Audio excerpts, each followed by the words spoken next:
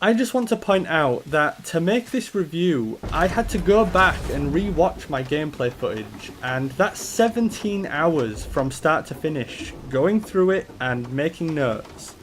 And I won't say that I had a terrible opinion of the game first going through. I actually thought it was fairly good for the most part. But now that I've had a chance to actually go and re-watch it, I've got to tell you, you are not supposed to think about this game. I mean, not at all. I'm not even convinced you're supposed to really pay attention to what's going on, because the moment you try to think about anything, the moment you question anything, this game falls apart. I'd also say that my seeing it again kind of exposes it as being a kind of one-trick pony. And Kratos help anyone that wants to replay this game because it will bore you to tears.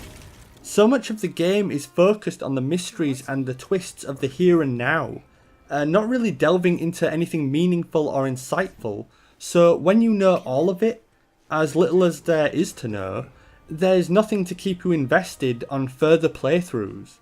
And considering the developers put such a massive emphasis on the story and relationship between Kratos and Atreus, it's kind of a surprise to say that there's really not a whole lot to it. And their apparent character arcs make hardly any sense, especially when you start factoring in elements from the past games. I'll try to explain. But first, spoilers. There will be many spoilers in this video. Second, the game starts up an indeterminate amount of time after the third game. 10, 100, 1,000 years. The game never overtly mentions just how long it's been, which is an important factor because it helps put a lot of things into perspective. One of the major themes of the game is that Kratos is still coming to terms with his past, and fears that he will repeat the mistakes of his father. But why hasn't he come to terms with them yet? He's apparently been in a loving relationship with a kind, caring and compassionate woman for at the very least 12, 15 years. She had the strength to wield such a weapon and the wisdom to use it for good. She found purpose in protecting the weak. It sounds like the kind of woman that would have been able to help Kratos through a lot of his troubles. She apparently knew about them. Mother knew? She was a god too? No. She was mortal, but she knew my true nature. The game makes this big assumption that you shouldn't think about anything. It constantly misses out or glances over important details and you're just supposed to sit back and take it. The game even seems to make fun of the fact that it doesn't tell you shit. Hey, what do you think lit these torches? The dead don't need light. Eyes open. Yeah, and you better get used to that. 1, being given a complete non-answer, and 2, Kratos bluntly exclaiming, I do not know. Who is that? I do not know. What's he talking about? I do not know. I do not know. I do not know. I do not know. I do not know. How long will it take to get to the mountain? I do not know. Before winter falls? I do not know. Okay. Is there anything you do know, Kratos? How about you take a wild stab? How about you ask? That might help. I do not care. Do you want your own music video? Because it wouldn't take much. No. I do not know. I do not know. I do not know. No. So much for the intelligent and resourceful Kratos of yore.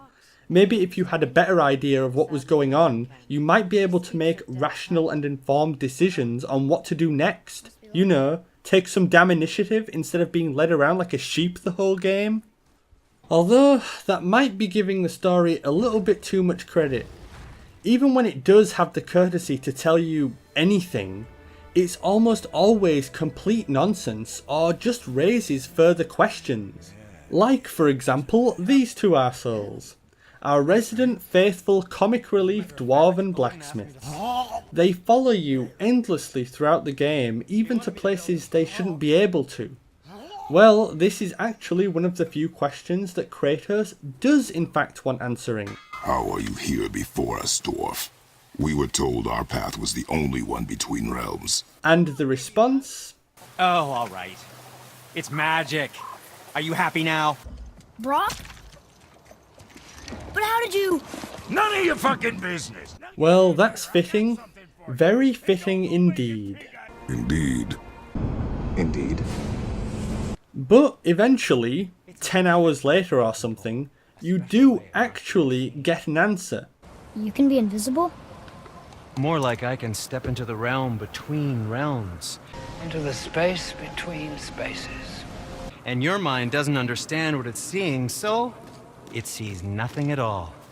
That's how we avoid ever having to actually use the weapons we craft. Ah, yes, that makes complete sense. You want to help me out? Take me with you? The whole reason I'm on this insane quest is to get to the tallest peak in all the realms, right? The one realm that's coincidentally locked off in the most abstract way possible. The one realm that is inaccessible by normal means, so I have to run around gathering the most exotic, implausible tools, only to be told that when I do have them, I need to go off and do some other random bullshit. But these guys can just pop in and out of any realm at will. Plot hole? I see clothes, I see armor and tools. They can clearly shift from one side to another with objects besides themselves. How about people? No? You don't want to explore this possibility? You don't even want to ask? You see, this is what I'm talking about. It may seem like a nitpick, but this is the kind of intuitive question that they refuse to answer. In a game that's supposedly deeper and more thoughtful than the previous simple one-note arcadey action games. Now, with your wife and child dead, nothing will hold you back. Another example comes from Atreus' mysterious sickness. It's explained away in a single line of dialogue and then completely glossed over and barely mentioned ever again, even though it's an important character trait that lasts for a good chunk of the game. What is happening to him? I've seen it in mortals that some conflict of the mind expresses itself as an ailment of the body. Never in a god, but a god believing himself mortal. I can only imagine. And again, even though nobody's ever seen this before, they all seem to know what it is and how to cure it. This is no ordinary illness. The boy's true nature, your true nature, fights within him. There is a rare ingredient found only in Helheim. The keeper that protects the Bridge of the Damned. I need its heart. Rare ingredient? You don't say. You make a habit out of ripping out these bridge keepers' hearts? How many have there been? And how in the hell do you know this will work? None of this makes any logical sense. Most of the events in this game, especially the important ones, seem only to exist as a means of pushing the story forward instead of occurring as a result from it. The sickness is one of them, giving you an excuse to go to Helheim and retrieve some new puzzle-solving gizmo. Now they're ready for the winds of hell. Another terrible, inexcusable example, well, they're all pretty lazy and inexcusable, but this is the most brazen one, is the dragon boss fight. Yes, there is in fact one large boss in this game, and yes, it's kinda lame and more like a puzzle than an actual fight. Don't expect any Dark Souls style encounters in this, because you won't get one. Anyway, after you defeat it, you get yourself a new skill. Shock arrows for Atreus, and the kicker is, you absolutely need these arrows to get through the game because they unlock doors and solve puzzles. We gotta find a way to lower that bridge. That has to be the way out of here. And attacking that dragon was a complete coincidence. Good thing I decided to fight it then, otherwise I would have been screwed. We have to help him. Break right. Now take that and apply it to every other tool or weapon in this game. Every important, necessary, plot critical event in this game occurs by complete chance, and I am not joking. This is Destiny working at full force here, and yes, there is in fact a Destiny plot in this game, probably put in as an excuse to hand wave over all this lazy design. If you take the previous games, everything that occurs in the original God of War is by design. Kratos asks where to go and what to do to accomplish his goals, and then he does it with his own skill and resourcefulness. You don't have to use a single extra thing in that game besides the chains, and even then, they're never used as a tool. It's never meant to be something that only Kratos can do, but he's the one to overcome it, and it's not because of some fateful occurrence. But then again, that was all changed by the second game. Oh yeah, guess who directed that too? Oops! Oh, and speaking of coincidence, in my previous video I outlined some pretty big similarities between Darksiders and God of War 4. Well, colour me surprised when I get to said dragon boss, only to discover even more blatantly ripped off game mechanics. Is that its sap? Crystallized sap. It even looks the same, for Christ's sake. Is that its sap? Crystallized sap. But in this, they're only meant as another form of vapid exploration. They're not used in combat, which would have been a cool way to spice it up a bit, but alas, it was not meant to be. Except in the dragon fight boss. Oops again, I guess. Oops. And still speaking of Darksiders, these remind you of anything? What would you ask of this humble merchant? Oh yes, down the serpent hole we go. And my god, this is depressing. Loading screens disguised as long, winding, pointless treks through corridors of repetitive environments. Oh yeah, I was just describing the entire game. Though, don't get me wrong, this is a gorgeous looking game. Probably one of the best looking games on any console to date. It's not too surprising then that it really likes to showcase them in what I like to call epic shots. You know, the shot that smoothly sweeps over something glorious, with music gently swelling in the background to emphasize just how amazing and but yeah, it does like to show off its graphics, and they're on impressive display right from the moment you start the game. We're immediately thrust into a very familiar scene that last I saw was pretty controversial. A scene that I will call press F to tree. Your very first action in the game that's again not only ironic but actually quite fitting. The use of QTEs are absolutely everywhere, basically to disguise the fact that there are a hell of a lot of cutscenes. So many in fact that about halfway through the game I decided to make a mental note on something I should check out after I'd finished, which I won't give away just yet. I mean, where'd be the fun in that? But seriously, can you blame me for being a little suspicious when the game dares to give itself away right from the very beginning? God of War 4 aspires to be a movie, a very long and tedious movie. I could get over the heavy narrative aspect if it were good enough, or at the very least balanced, but it would rather be coy. It teases you, drags you along, completely content with wasting your time. Oh no! I think the rope's stuck under that rock.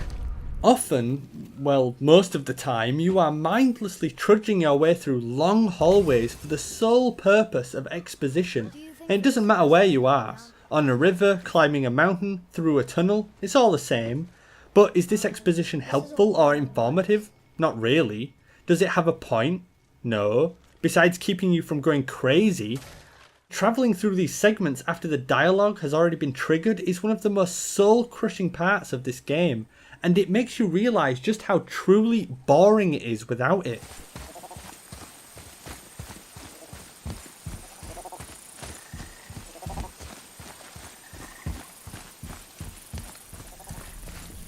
Not that the narration is all that great anyway, it's mostly just inane banter to try and keep you invested.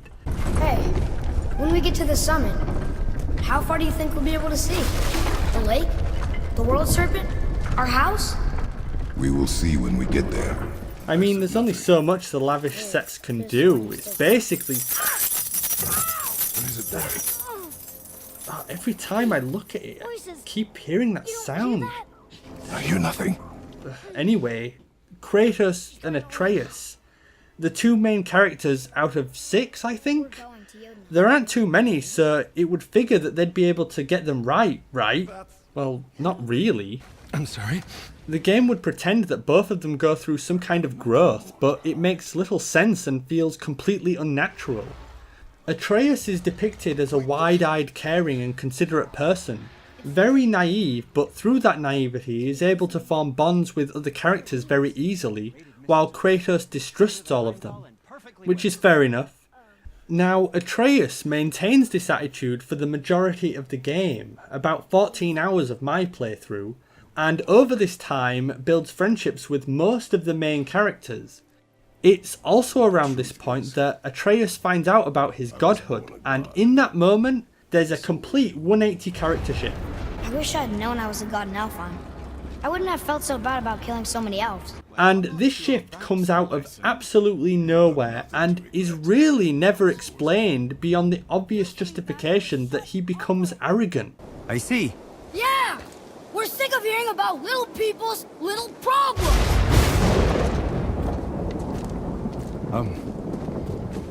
Alright. That hurt a little. And I really don't feel like that motivation is earned. It was needless and unkind. Truth is more important than kindness. Your mother would disagree. She wasn't a god. And the payoff is, there is no payoff. Whatever. He becomes a complete prick for about an hour and then all of a sudden reverts back to his quote, normal self. He should pay for what he said about Mother. Boy. That wasn't me.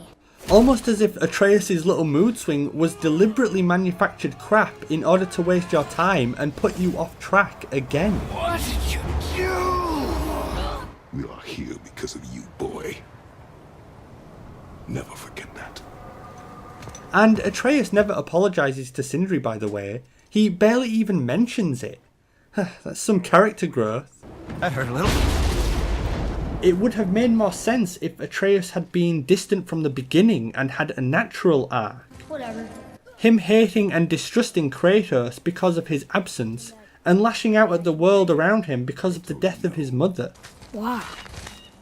She meant more to me than you anyway. But eventually coming around, maybe after discovering what became of Zeus when Kratos decides to confide in his son on his own. I'm a god, boy. From another land far from here. When I came to these shores, I chose to live as a man. But the truth is, I was born a god. And so were you. Kratos could have come to the realization that keeping these secrets from his son was the same thing that Zeus did to him and comes clean for the sake of Atreus early on, leading Atreus to become the kind and caring person he was meant to be. Come on, we gotta go! But as it stands in the game, Kratos just comes off as a hypocrite because he keeps all of these secrets from Atreus and only tells him because circumstances beyond his control force him to confess. I didn't see anything. You did not see me with someone. An old man. What old man? So by the end of it, when Kratos has his moment in the sun, it just feels shallow because he hasn't really learned anything. And speaking of shallow, while the graphics are visually impressive, the level design itself is pretty basic. The world map consists of a central hub, with branches leading off to smaller areas, and every location is arranged in a similar way. There aren't really any real surprises or interesting locations beyond the typical, and even when there are interesting places to visit, like the Ice Giant's corpse, it's usually just window dressing for something more generic, like an ice field or an ice cave. Even when they do actually make use of the locations, it seems more like an afterthought. In this case, it was just a couple of environmental puzzles involving its jewellery, and that's about it. You see? It is a good thing I beat that dragon. One of the stranger parts of this game though is the inclusion of dark areas lit by your Bifrost. Like it's a survival horror game. Even complete with creepy statues. And it's strange because there's really not a whole lot of tension in the game to warrant this kind of mechanic, and the enemies just aren't threatening enough. So the game trying to tack on these elements is pretty cheap, and it just seems to be in there for the sake of having it. If it had made thematic sense, I could understand it, but it doesn't, so I don't. And speaking of things that don't make sense, did you know that most of the puzzles in this game are solved with these omnipresent puzzle wheels? Even when there's no logical reason for them to be there? Yeah, I'm sure those scrawny elves in Elfheim use these industrial-sized wheels to raise and lower the platforms in their temple. I mean, can you imagine one of those bugs trying to turn this thing?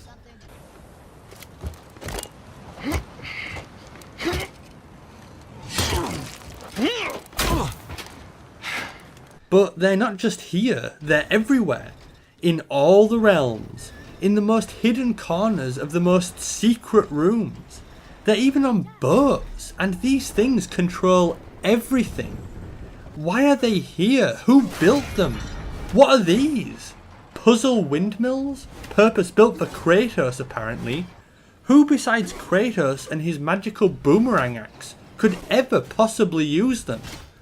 And these things are everywhere too. It really makes you wonder how people get around in Midgard, since you not only need super strength, but an arsenal of gadgets that would put even Batman to shame. Right, I should probably talk about the combat, otherwise I'll never get to it. I've got to be careful with my words though. Okay, I'm gonna start now. The combat in this game is very typical and sadly not at all tactical or deep in any way. I'd actually say that it's even simpler than the original God of War in terms of anything tactical or reflex based. You can technically do the things they mention in the pre-release material, I guess, but there's absolutely no need to. It only exists for the sake of existing. The combat is a little bit more hectic than I originally thought, with enemies not being quite as dense in the actual game. But because of the close over-the-shoulder angle, it's difficult to see everything that's going on. And it seems the developers knew this, because they added about half a dozen features to help make up for some of these problems. You've got a bunch of different danger indicators, they've mapped a very unintuitive quick turn to the D-pad, and I guess when all else fails you can listen to Atreus constantly shout out like a maniac. And yes, I found that very annoying. All of these features didn't fix the problems, they only allow them to be more bearable. It seems like God of War 4 wants it both ways. It wants the high octane action and the close cinematic camera, but in the end it's just messy. It would have been better had the enemies in this game been more of a threat, something to plan for or be wary of, but this is just not the case. And the reason? Square, square, square. That's all you need to beat this game, and in fact I think the game encourages it because the combat is so difficult to follow, getting some distance is usually your best option. Atreus is an invincible force of nature, dealing out massive damage with infinite ammo. And he's the only thing you really need, and the only thing I bothered to upgrade in the skill menu. Virtually everything else was pointless, so much for tactical. Another thing I'll quickly mention are the enemies. And you've got, I count 7 semi-regular enemies, some appear way more than others, and the rest are just palette swaps. Most of the enemies in this game are Draugr, so have fun with that. Equipment is mostly pointless, and I had my endgame gear about halfway through my playthrough, so in about 9 hours. And looks like I went over my allotted wordage there. Okay. That's 13.5%. That's the ratio of combat in this game. That is not a joke, that is not a lie. For 86.5% of this action game, you're running around listening to mostly non-important soap opera dialogue while turning wheels and traipsing through corridors. And that's with a few side quests, until I realised that they were basically pointless too. If the sole purpose of finding chests and completing side quests is for upgrades or new gear to fight enemies, and there are barely any enemies, why should I bother? I'm just wasting my time. Now, don't get me wrong, you might think that with all my complaints that I hate this game, but I don't think that this is a bad game. It's just... okay. See what my touch sprung? Adequate. Better. You don't want adequate. That's footwork. You stepping shit. Isn't that heavy? Yes. Isn't that hot? Extremely. Strong wood! Yeah! Strong wood! Come on! All right, wish me luck.